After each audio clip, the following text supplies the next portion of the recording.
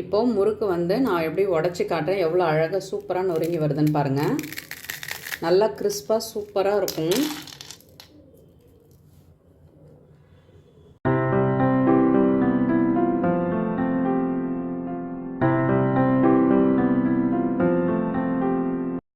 Hello hi, welcome to குக்லாஸ் kitchen. இன்றைக்கி நம்ம கிச்சனில் ஒரு சூப்பரான கார முறுக்கு தான் பார்க்க போகிறோம்.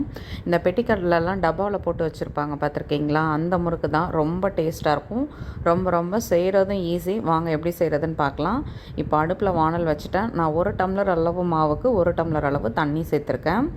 இப்போ வந்துட்டு இதில் கொஞ்சமாக பெருங்காயத்தூள், கொஞ்சம் தனி மிளகாத்தூள் காரத்துக்கு தகுந்த அளவு, அடுத்து கொஞ்சம் மஞ்சத்தூள் சேர்த்துருக்கேன். இது கூட 1 ஸ்பூன் அளவு பட்டர் சேர்த்துருக்கேன். பட்டர் இல்லைன்னா நீங்கள் வந்து ஆயில் கூட சேர்த்துக்கலாம், அது உங்களோட சாய்ஸ் தான்.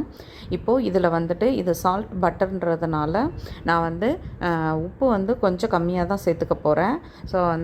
ஸோ உப்பு அதிகமாகிடும், அதுக்காக கொஞ்சமாக வெள்ளை எள்ளு சேர்த்துருக்கேன்.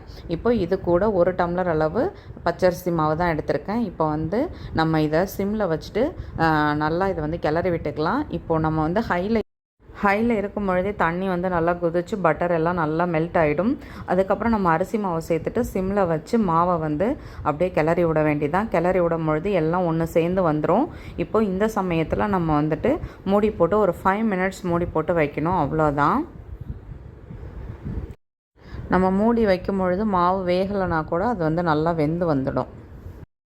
மாவு இப்போது ஓப்பன் பண்ணி பார்க்கலாம். மாவு வந்து சூடாக தான் இருக்கும். ஒரு 2-3 மினிட்ஸ் நல்லா ஃபேனில் ஆற விட்டுட்டு நல்லா பிசைஞ்சிட்டு அப்படியே நம்ம முறுக்கச்சில் சேர்த்துக்க வேண்டியதான். இப்போ வந்து மாவு வந்து நல்லா பிசைஞ்சு எடுத்துக்கலாம். இப்போ பாருங்கள், நான் வந்து இந்த மாதிரி ப்ரெஸ் பண்ணுற முறுக்கச்சில் தான் சேர்த்துக்கிறேன். இப்போ மாவை இதில் சேர்த்துட்டு அப்படியே நம்ம ப்ரெஸ் பண்ணி விட்டுக்கலாம். ஒரு பிளேட்டில் நம்ம வந்து மாவு வந்து நல்லா புழிஞ்சு எடுத்துக்கலாம். இப்போது மாவு வந்து நல்லா புழிஞ்சிக்கலாம். நான் வந்து சின்ன டம்ளர் மாவு தான் நான் எடுத்தேன். ஸோ இதில் வந்து எனக்கு ஒரு 8 முறுக்கு வந்துச்சு. குட்டி குட்டியாக தான் நான் செஞ்சேன். ஸோ 8 முறுக்கு தாராளமாக வந்துச்சு. ஈவினிங் ஸ்நாக்ஸ்க்கு இது வந்து போதுமானது தான். ரொம்ப அதிகமாக இருக்கணும்னு அவசியம் இல்லை. நிறைய வேணும்னா நம்ம வந்து மாவு அதிகமாக போட்டோம்னா நம்ம வந்து நிறைய செஞ்சு எடுத்துக்கலாம். இதே மாதிரி நான் எல்லா மாவையும் செஞ்சு எடுத்துகிட்டு வந்துடுறேன். இதை மாதிரி இப்படி நீட்டாக புழிஞ்சிட்டு கையாலையும் அப்படியே சுற்றி விட்டுக்கலாம். இல்லை நீங்கள் வந்து அச்சிலே வச்சு அப்படியே ரவுண்டாக சுற்றிக்கிறதுனாலும் சுற்றிக்கலாம்.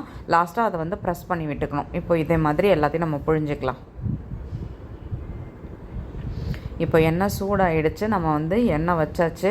இப்போ ஒரு முறுக்கை இதில் போட்டுக்கலாம். ஆக்சுவலாக கம்மியாக முறுக்கு இருக்குன்றதுனால நான் எல்லா முறுக்கும் ஒரே பேட்சில் போட்டுட்டேன். ஃபஸ்ட்டு போட்ட முறுக்கெலாம் உடையாமல் வந்துச்சு.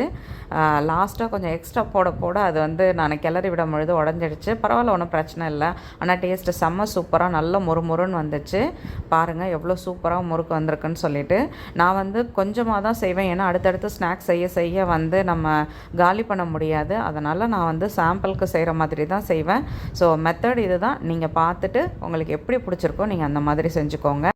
நம்ம வந்து தண்ணி சேர்க்கும் பொழுது பார்த்து சேர்க்கணும். ஏன்னா வந்து நிறைய தண்ணி ஆயிடுச்சுன்னா முறுக்கு வந்து நிறைய எண்ணெய் குடிக்கிற மாதிரி ஆகிடும், கிறிஸ்பாக வராது. சுட சுட சூப்பராக நம்மளோட பெட்டிக்கடை கார முறுக்கு ரெடி ஆகிடுச்சு. நீங்களும் வீட்டில் ட்ரை பண்ணி பாருங்கள், கண்டிப்பாக உங்களுக்கு பிடிக்கும். வீடியோ பிடிச்சா லைக் பண்ணுங்கள். என்னோடய வீடியோ உங்களுக்கு யூஸ்ஃபுல்லாக இருந்தால் சப்ஸ்கிரைப் பண்ணிக்கோங்க. மறக்காமல் செஞ்சு பார்த்துட்டு உங்கள் கமெண்ட் சொல்லுங்கள். வீடியோ பிடிச்சிருந்தால் மற்றவங்களுக்கும் ஷேர் பண்ணுங்கள். தேங்க்யூ. இந்த முறுக்கோட டேஸ்ட் எப்படி இருக்குன்னு பார்த்தீங்கன்னா, கிட்டத்தட்ட நம்ம வந்து பெட்டிக்கடையிலலாம் வாங்குவோம் தெரியுமா, சின்ன பேக்கெட்டு, அந்த டேஸ்ட் அப்படியே இருக்கும். அவங்க வந்து ஆயில் தான் ஊற்றி செய்வாங்க. நம்மளோட கன்வீனியன்ட்காக நான் இன்றைக்கி பட்டர் சேர்த்து செஞ்சுருக்கேன். டேஸ்ட்டு ரொம்ப சூப்பராக இருக்கும். ஒரே ஒரு பச்சரிசி மாவு தான், வேறு எதுவும் இதில் கிடையாது. ரொம்ப சூப்பராக இருக்கும். ட்ரை பண்ணிவிட்டு கட்டாயமாக சொல்லுங்கள்.